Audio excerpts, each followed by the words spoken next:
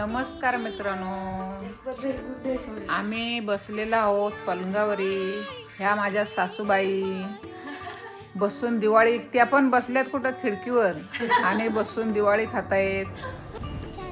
ही माझी मोठी मुलगी, ही छोटी आहे, ही माझी सुनबाई आहे, पण ती पण मुलगी सारी दिसते बघा. तुम्ही ओळखायच्यात मुलगी सारखी दिसते म्हणजे